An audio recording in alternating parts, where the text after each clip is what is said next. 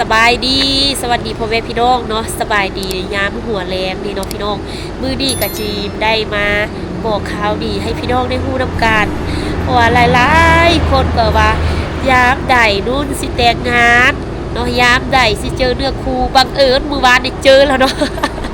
เจอเนื้อคู่แล้วตีบ่ตายพี่น้องเอ้ยเนาะหลายคนว่าเป็นหยังคือบ่เอาผ้าโยนมีผ้าอยู่ในมือแล้วเป็นหยังคือบ่โยนเนาะแบบว่าโยนแล้วก็สิเบื่อเอาเฮ็ดแบบว่า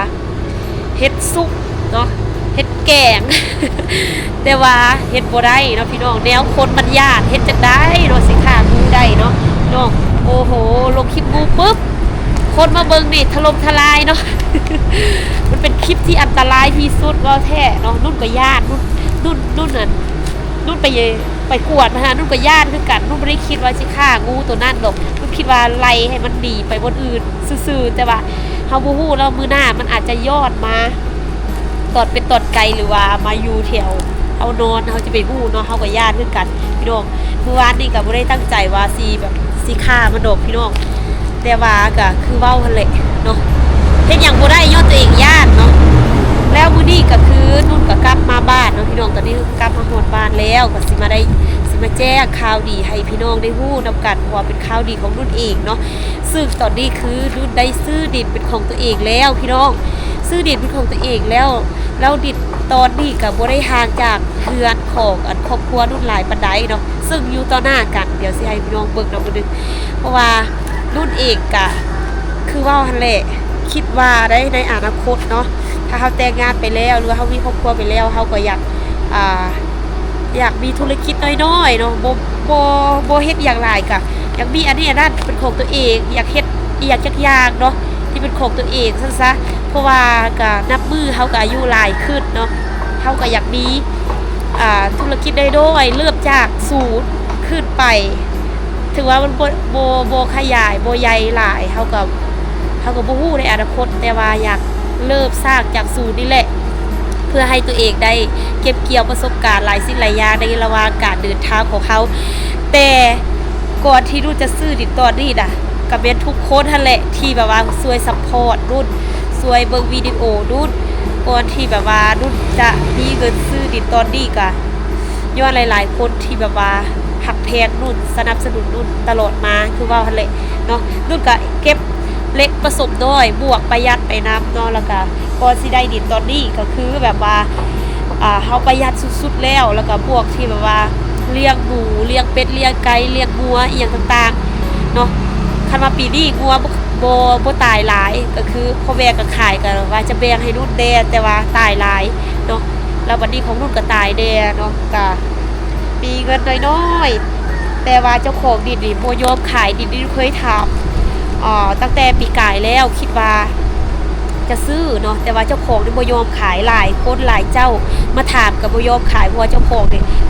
ตอนนี้เป็นคนมีเงินว่าซั่นซะเนาะแล้ววันนี้เพิ่นก็บ่ยอมขายแต่ว่ามาปีนี้เป็นแนวใดก็บ่ฮู้เนาะแล้วอาทิตย์แล้วนี่น่ะเราก็ได้มาบอกกับพ่อนุ่นเนาะว่า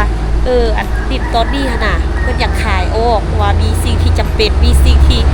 จำเป็นต้องใช้ว่าซั่นซะคันว่าบ่มีสิ่งที่จำเป็นเนี่ยเพิ่นอาจจะบ่ขายให้เฮาแต่เพิ่นมีสิ่งที่จำเป็นเนาะแล้วบัดนี้เพิ่นก็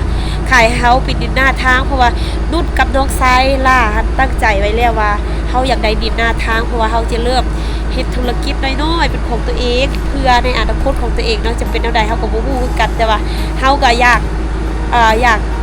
เริ่มจากศูนย์เนาะพี่น้องแต่บ่ฮู้ว่ามันสิ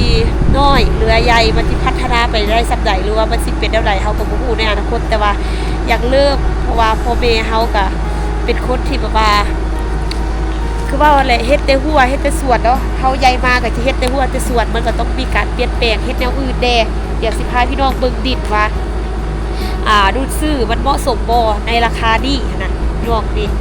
ดินนี่นะที่จริงดินนี่บ่แม่นว่าหากระซื้อตอนเช้าเนาะบ่แม่นว่าหากระซื้อตอนเช้าเด้อดินนี่แม่นพระเจ้ามาบอกอาทิตย์แล้วเฮาซื้อได้ประมาณ 2-3 มื้อนี่แหละตอนทวิตเด้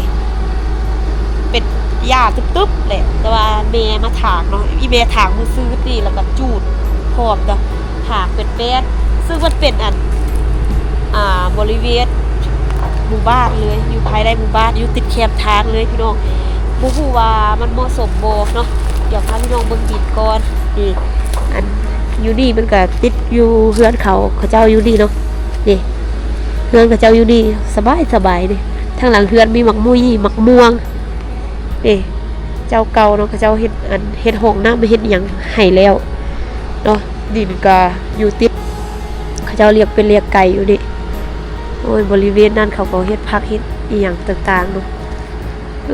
ด้วยเขาเฮ็ดสวนผักพุ่นนี่แล้วมันก็ติดหน้าทางแบบนี้ดิมันกว้างประมาณนี้พี่น้องเนาะบ่ได้กว้างหลายแต่ว่าสิกว้างเหลือนี่เขาก็บ่มีเงินซื้อเนาะอันนี้เป็นดินที่แบบว่าเจ้าของดินตอนนี้นะแบ่งขายให้พี่น้องของเขาเจ้าแต่ว่าพี่น้องของเขาเจ้าขายโตเนาะอันนี้นะนี่อยู่ดินหน้าทางแบบนี้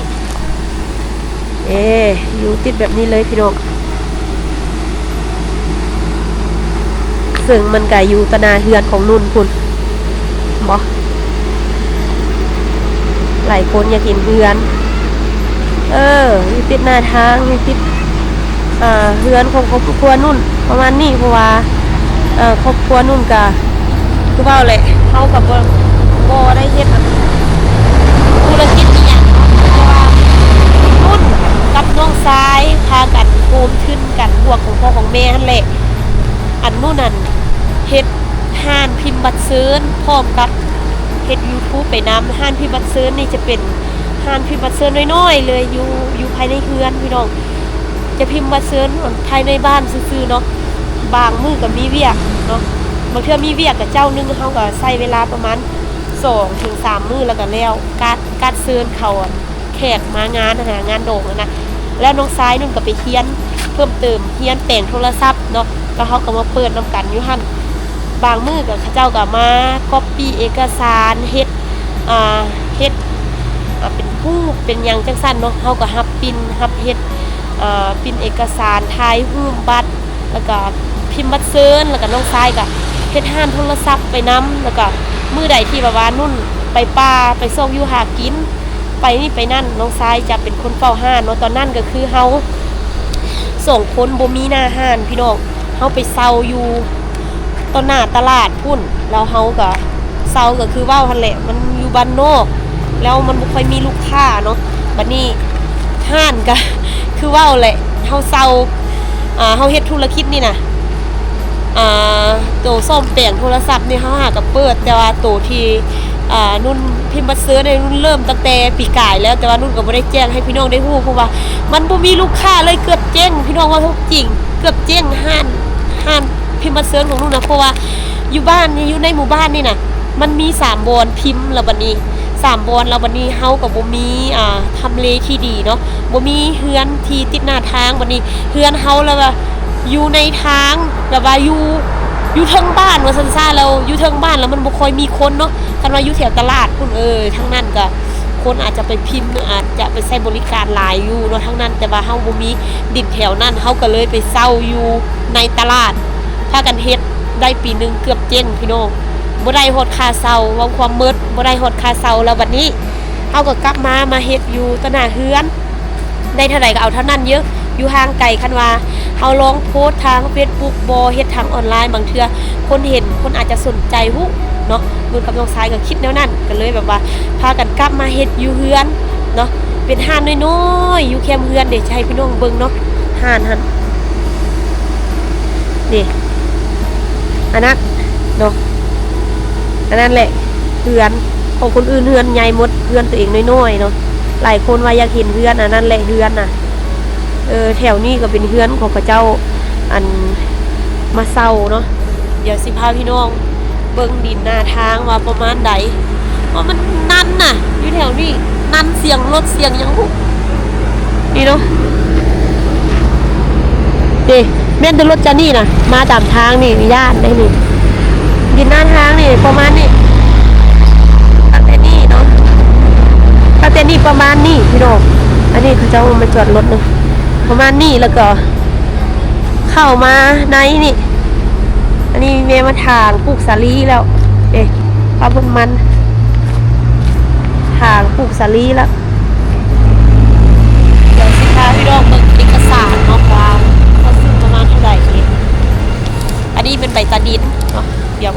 คากัน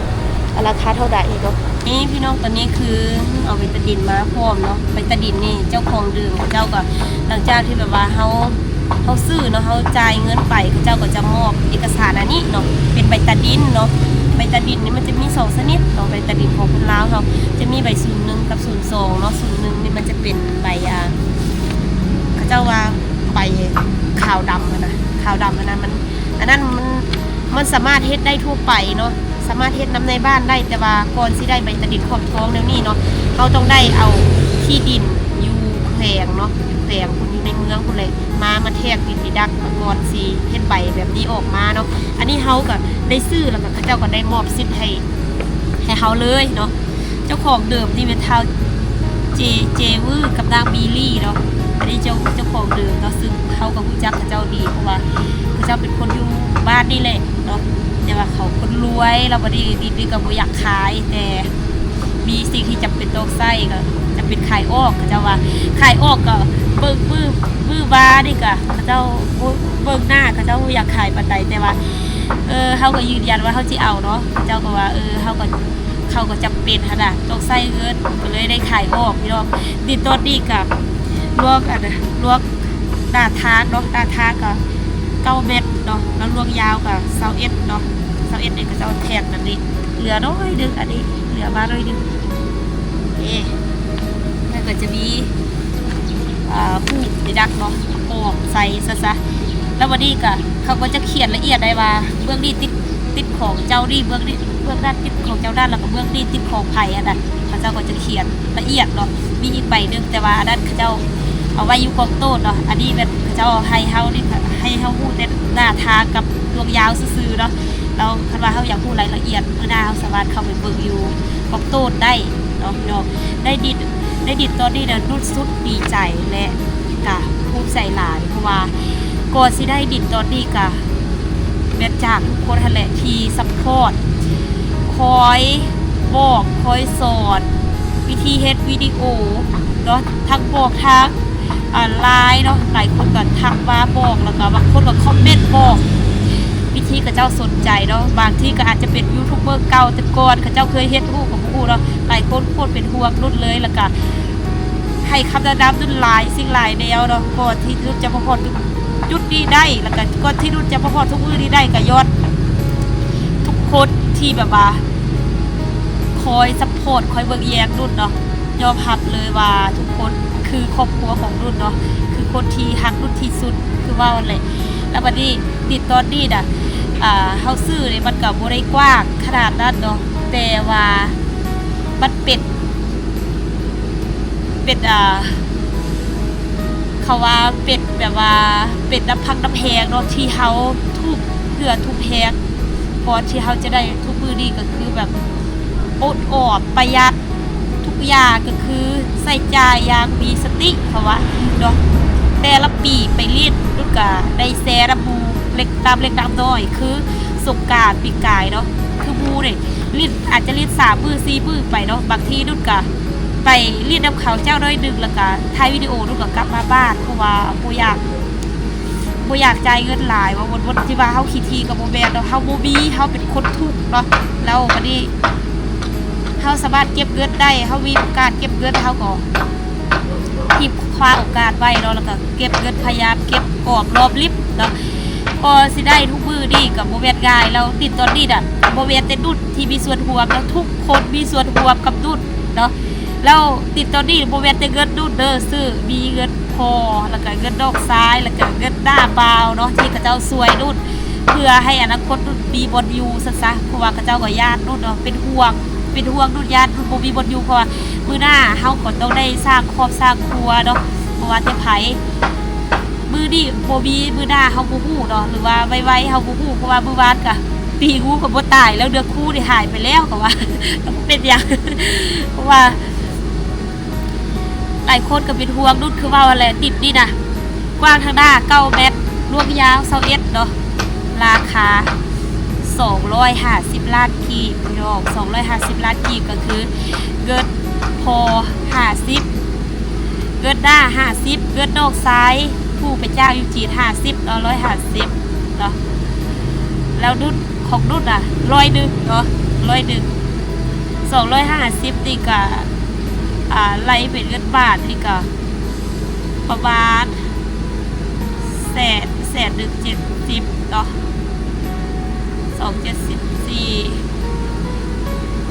274ประมาณ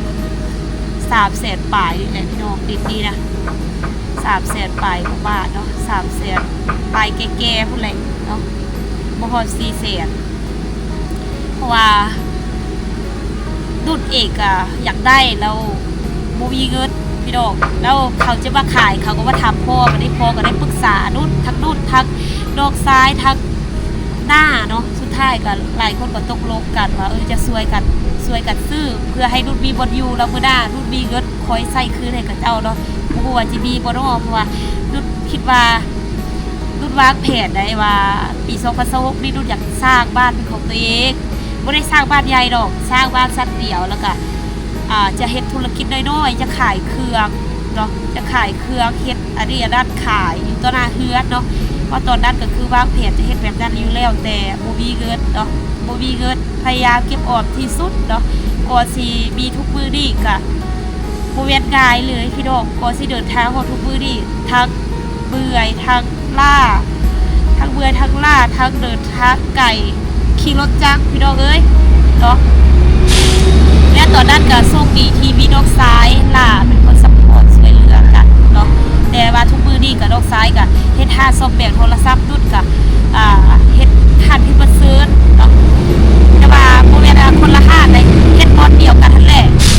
เวลามีคนแบตโทรศัพท์ก็ว่าแบตกับน้องซ้ายหั่นเวลามีคนที่บ่ซื้อเขาก็บ่เพียงกับนุ่นเนาะเฮาก็ผัดเปลี่ยนกันเฝ้าห้านเวลาที่แบบว่ารุ่นไปหัวไปสวนจังซี่จังซั่นเนาะน้องซ้ายก็เป็นคนเฝ้าห้านเป็นคนเฮ็ดเวียกซวยแล้วก็รับลูกค้าว่าลบกับลูกค้าว่าเป็นแนวใดเนาะแต่ว่าช่วงก่อนๆนี่หลายคนอาจจะเห็นเนาะว่ารุ่นบ่ได้ลงคลิปช่วงก่อนๆนี่รุ่นรับลูกค้าเนาะคือลูกค้าน่ะเจ้าอยากได้แบบที่มันยากเนาะรุ่นได้ออกแบบยากๆให้เขาเจ้าเนาะแล้วก็ผู้ใดที่แบบว่าติดตามดู Facebook อาจจะเห็นผลงานของรุ่นว่ารุ่นเฮ็ดบัตรซื้อเนาะมันเป็นแนวใดมันยุ่งยากสำใดเนาะแต่ละเจ้าก็คือคนจะได้บัตรออกมานี่บ่แม่นง่ายเพราะว่าบางคนก็บักแนวนี้บางคนบักแนวนั้นเนาะแล้วเฮาออกแบบแล้วส่วนหลายก็บ่ได้ไปถ่ายคลิปให้พี่น้องเห็นนั่นแหละเนาะเพราะว่าเฮ็ดเวียกอยากก้าวเข้าทางธุรกิจเพราะว่าในอนาคตเนี่ยเฮาบ่ฮู้ว่าเฮาจะเดินสาย YouTube ได้ไปจนแก่เฒ่าได้บ่เนาะนุ่นก็คิดแล้วได้ทันแหละแล้วนุ่นก็เริ่มว่าเฮ็ดอันอื่นมาผสมผสานกันเบิ่งเนาะคันว่าอันใดที่แบบว่าเฮาเฮ็ดแล้วมันเวิร์กเนาะ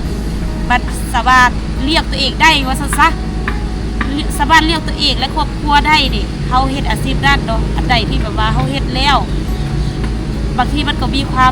ามสนุกความสะดาดอยู่ในนั้นแต่ว่าบางทีมันก็เลี้ยงปากท้องตัวเองบ่ได้คือเว้าแหละเฮาก็ต้องได้จุได้พักเนาะพี่น้องถือว่าคลิปวิดีโอนี้เรานุ่นก็ได้พาพี่น้องเนาะมาเบิ่งดิดไปของนุ่นแล้วก็ธุรกิจน้อยๆที่นุ่นกับดอกซ้ายเริ่มพากันสร้างเริ่มพากันเฮ็ดเนาะว่าเป็นประมาณใดแล้ว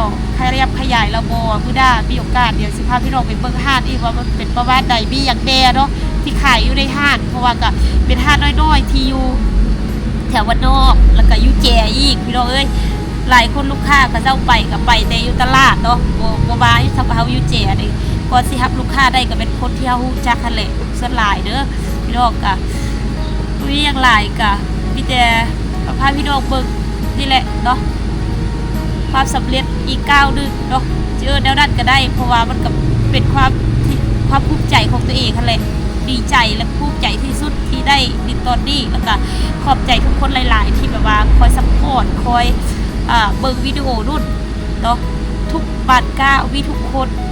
เดินทางกับนุ่นเสมอเด้อขอบใจหลายๆพี่น้องขอบคุณหลายๆเดี๋ยวขออนุญาตปิดคลิปวิดีโอเพียงเท่านี้เนาะขอบใจพ่อแม่พี่น้องที่เข้ามาติดตามรับชมคลิปจนจบและคอมเมนต์ให้กำลังใจนุ่นตลอดมาเนาะขอบคุณหลายๆนะพี่น้องไปก่อนเด้อบ๊ายบาย